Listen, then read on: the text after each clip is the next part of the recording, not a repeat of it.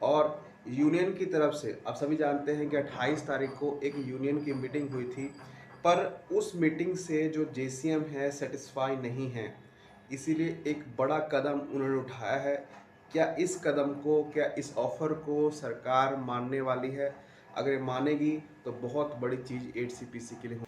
नमस्कार दोस्तों, कैसे हैं आप? आशा करता हूँ कि आप काफ़ी अच्छे होंगे। सरकार ने बहुत बड़े-बड़े फैसले यहाँ पर कर लिए हैं। उन्होंने एक पीसीसी का निर्माण किया है 8वें वेतन आयोग के लिए, और ये निर्माण ने सभी को काफ़ी ज़्यादा आश्चर्यचकित किया है, क्योंकि इससे बहुत बड़ा नुकसान भी यहाँ पर होने वाला है। साथ में 7 सीपीसी में आपको सभी को मालूम था डीए 125% पहुँच गया था। इसका केंद्रीय कर्मचारियों को बहुत बड़ा नुकसान हुआ था, और क्या ये 8 सीपीसी में भी दोहराने वाला है, ये रिपोर्ट सामने आई है। ठीक है? और यूनियन की तरफ से आप सभी जानते हैं कि 28 तारीख को एक यूनियन की मीटिंग हुई थी, पर उस मीटिंग से जो जेसीएम है सेटिस्फाई नहीं है, इसीलिए एक बड़ा कदम उन्होंने उठाया है। क्या इस ऑफ़र को सरकार मानने वाली है? अगर ये मानेगी तो बहुत बड़ी चीज़ एचसीपीसी के लिए होने वाली है। तो बहुत सी इन्फॉर्मेशंस इस वीडियो में आपको मिलने वाली हैं। अगर चैनल पे आप नए हैं, चैनल को आप ज़रूर सब्सक्राइब कर दें, साथ में आप घंटे का निशान दबा दें, ताकि आने वाले वीडियो की नोटिफिकेशन आपको मिल सके, उसका फ़ायदा सबसे पहले आप ले पाएँ। चैनल सब्सक्राइब करना बिल्कुल फ्री है, तो आप फ्री में सब्सक्राइब कर सकते हैं और आपको हर लेटेस्ट अपडेट मिलती रहेगी। चलिए, वीडियो को लास्ट तक जरूर देखिएगा। सभी ऑर्डर्स की कॉपी मैं कोशिश करूँगा कि डिस्क्रिप्शन बॉक्स में आपको दे दूँ, वहाँ से आप डाउनलोड कर सकते हैं। पहले अपनी हाइलाइट्स की तरफ बढ़ते हैं, और तब हम एक एक न्यूज़ को हम कवर करेंगे। ठीक है? तो अपनी स्क्रीन पे आप देख पा रहे होंगे, हाँ, फाइनेंस मिनिस्ट्री का बड़ा फैसला, 8 सीपीसी के लिए किया पीसीसी का निर्माण। अब ये पीसीसी क्या है, इसका क्या फ़ायदा है, क्या नुकसान है, इसके बारे में बताऊंगा। लेटर जारी हुआ है, ठीक है, ऑर्डर जारी हुआ है। सेकेंड न्यूज़ है, 8 सीपीसी के लिए जेसीएम ने उठाया बड़ा कदम।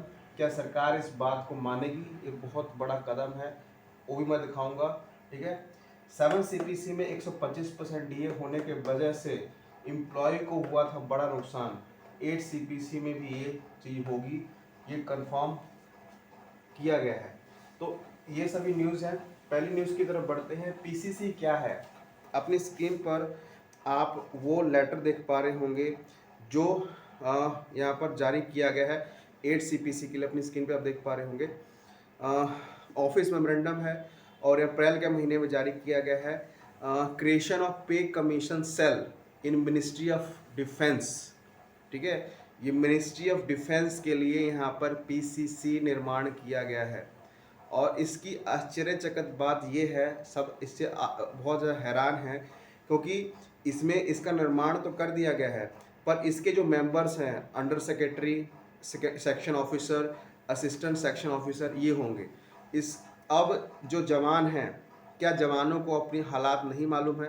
कि जवानों को जो हमारे एयर आर्मी में है, नेवी में है, एयरफोर्स में है, अन्य सैन्य बल हैं, क्या उनको अपनी परेशानियां नहीं मालूम? क्योंकि इसमें कोई भी डिफेंस का ऑफिसर या डिफेंस का मेंबर या डिफेंस का एम्प्लॉय शामिल नहीं है।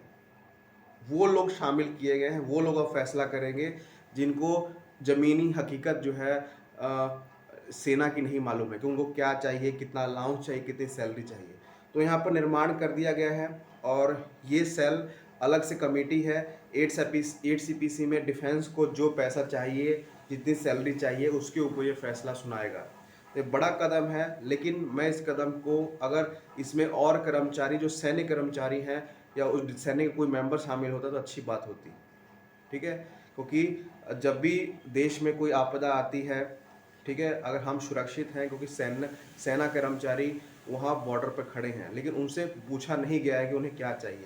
तो ये बड़ा यहाँ पर व्यवहार गलत है। अपनी राय कमेंट में जरूर बताइएगा, क्या पीसीसी का फ़ायदा यहाँ पर सैन्य कर्मचारी को होने वाला है? क्योंकि इसका निर्माण पहले भी किया गया था 2003 में, 2005 में, लेकिन उसका ज़्यादा फायदा नहीं हुआ था।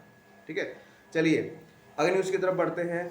अगली न्यूज़ जो है, यहाँ पर जेसीएम की तरफ से एक बड़ा कदम उठाया गया है। अपनी स्क्रीन पर आप जेसीएम का वो लेटर देख पा रहे होंगे। ये 28 अप्रैल को जारी किया गया था। आप ये सभी जानते हैं कि 28 तारीख को मीटिंग हुई थी, ठीक है, मीटिंग हुई थी। उसमें बहुत से मेंबर शामिल थे, उसमें जेसीएम के मेंबर भी शामिल थे, सभी यूनियंस को बुलाया गया था, ऐसा नहीं कि जेसीएम ही शामिल था। लेकिन यहाँ पर एक लेटर जारी किया गया है, लेटर के कुछ पॉइंट्स मैं पढ़ूंगा, आपको समझ आ जाएगा। देखिए, the national council apex body representative central government employees staff side of the National Council already submitted memorandum to the 8 CPC common service matter and demand for pensioner, ठीक है, उन्होंने जमा कर दिया था। To discuss the memorandum fully phase meeting national council by the convent maturity convent date apart following constitution given meeting placing different location and separate memorandum. उन्होंने एक मांग की गई है कि हमें एक सेपरेट मीटिंग दी जाए जिसमें हम शामिल हों, जिसमें सिर्फ हमारे मुद्दे सुने जाएं, जेसीएम के मुद्दे सुने जाएं कि कर्मचारियों को क्या चाहिए, जो हमने मांग की है मेमोरेंडम है उसको देने की वजह क्या है। एक सेपरेट मीटिंग की यहाँ पर मांग की गई है। यहाँ पर देखिए सब कुछ लिखा गया है कि अलग अलग सेक्टर हमारे अंडर काम करते हैं।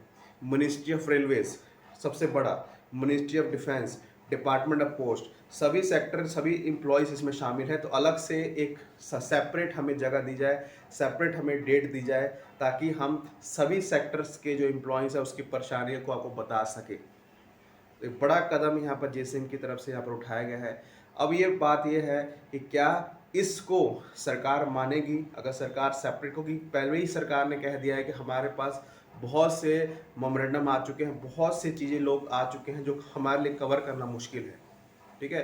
तो क्या इस बात को जेसीएम की मानेगी। अगर मान लेती है तो आप अगर पोस्ट ऑफिस में हैं या रेलवेज में हैं या डिफेंस में हैं, आपकी बातों को वहाँ पर कहा जाएगा। ये बड़ा कदम है। आपकी राय जरूर कमेंट में बताइएगा और इस कॉपी को मैं डिस्क्रिप्शन बॉक्स में दे रहा हूँ, वहाँ से आप जरूर पढ़िएगा, ठीक है। चलिए अब बात करते हैं 7 CPC की। 7 CPC में भले ही डीए 125% हो गया था, बड़ी खुशी की बात थी, लेकिन सैलरी से ज़्यादा डीए मिल रहा था, इसलिए यहाँ पर बड़ा नुकसान हुआ है। मैं आपको डाटा बोर्ड पे समझाऊंगा, इसको आप पूरा जरूर देखिए। चलिए समझते हैं इसको। तो जब 2016 में एक 7 CPC आया था, मैं यहाँ पर डाटा पूरा समझिएगा, बहुत क्लियर होगा, क्योंकि 8 CPC में ये चीज़ होने वाली है, आपको ये मालूम चल जाएगा, ठीक है।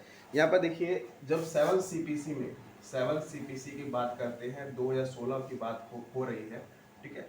उस टाइम बेसिक पे, अगर हम किसी की एग्जाम्पल लेते हैं, किसी का हम बेसिक पे लेते हैं अगर एज एग्जाम्पल, ठीक है, 10,000 रुपये, ठीक है, 10,000 रुपये हम लेते हैं, तो डीए उस टाइम चल रहा था 125%। तो 10,000 का 125% डीए हम 12,500 रुपये उसको डीए ही मिल रहा था, मतलब सैलरी से ज़्यादा डीए ही मिल रहा था, ठीक है उस टाइम। तो टोटल सैलरी कितनी हो गई यहाँ पर 22,500 रुपये, ठीक है, इतनी सैलरी मिल गई, बाकी अनाउंसेस थे। तो फिटमेंट फैक्टर कैसे निर्धारित किया गया था उस टाइम, 22,500 रुपये को डिवाइड किया गया था। अगर हम 10,000 से करते हैं तो उस टाइम ऑलरेडी 7 CPC आने से पहले उसको 2.25 फिटमेंट फैक्टर ऑलरेडी मिल रहा था, ठीक है। अब सरकार ने कुछ तो बढ़ाना था, ऐसा तो नहीं कि इसको हम गिरा सकते हैं, क्योंकि 10 साल बाद कोई पे कमीशन आता है तो फिटमेंट फैक्टर इंक्रीज ही होता है, ठीक है। जितने भी आप वेतन आयोग आपने देखे होंगे उसमें फिटमेंट फैक्टर पहले से इंक्रीज ही हुआ है, तो इस बार भी होना चाहिए, ठीक है। लेकिन बात यहाँ क्या फंस रही है 7 CPC में, पहले से 2.25 यहाँ पर मिल रहा था, ठीक है। तो अगर 2.57 सरकार ने किया था तो इसमें 32% का इंक्रीमेंट मिला था, मतलब 0.32 डिवाइडेड बाय 2.25, तो इंक्रीमेंट कितना मिला, 14% का आपको इंक्रीमेंट दिया गया था। इसका नुकसान कर्मचारियों को हुआ था, क्योंकि डीए 125% चल रहा था। अब सरकार ने ना इसको मर्ज किया, अब इतना डीए चल रहा है, पहले से इतना फिटमेंट फैक्टर चल रहा है, क्योंकि मर्ज करने के बाद ही ये फिटमेंट फैक्टर बना था। तब सरकार ने सिर्फ 14% की बढ़ोतरी दी थी, पर अब सिनेरियो जो है चेंज हो चुका है। अभी के टाइम अगर 8 CPC में अभी डीए कितना चल रहा है 60%, इसको हम मर्ज करते हैं तो 1.6 डीए चल रहा है, ठीक है। अब 18 महीने लगेंगे किसी वेतन आयोग का आने में, तो मान लीजिए 60 से कितना हो जाएगा, अगर 72% भी होता है तो 1.72 फिटमेंट फैक्टर मिलता होगा। अब इससे सरकार ज़्यादा ही देगी, इसे कम तो देने वाली नहीं है। ये तो आपका फिटमेंट फैक्टर ऑलरेडी है, ठीक है, इतनी सैलरी आप ऑलरेडी ले रहे हैं, तो जो मांग की जा रही है वो तो पॉसिबल नहीं है, लेकिन ये 2.40 तक जा सकता है। सरकार इसमें जो है 35 से 40% की बढ़ोतरी कर सकती है। अब ये आपको उम्मीद लगानी पड़ेगी कि इससे कम नहीं होने वाला है, पर जितना नुकसान 125% का है वो फायदा आपको 60% का मिलेगा। तो अभी के टाइम 60% ये चल रहा है, तो सरकार बढ़ोतरी ज़्यादा से ज़्यादा देना चाहेगी, ठीक है, ज़्यादा से ज़्यादा देना चाहिए। अब ये तो मैं नहीं कह सकता कि क्या 2.57 तक सरकार जाएगी, क्योंकि इतना जाने के लिए इसको बहुत ज़्यादा कवर करना है। आप खुद ही देख लीजिए, सर यूनियन ने मांग तो कर दी है 3.833 की, लेकिन अभी के टाइम अगर हम डीए कैलकुलेट करें तो 1.6 चल रहा है। यहाँ तक जाने के लिए इसको बहुत बहुत तरक्की देनी पड़ेगी, बहुत प्रोग्रेस देना पड़ेगा सरकार को, कि क्या ये पॉसिबल लगता है।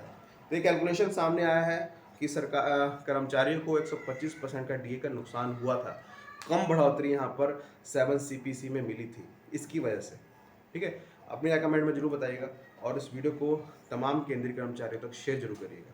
धन्यवाद।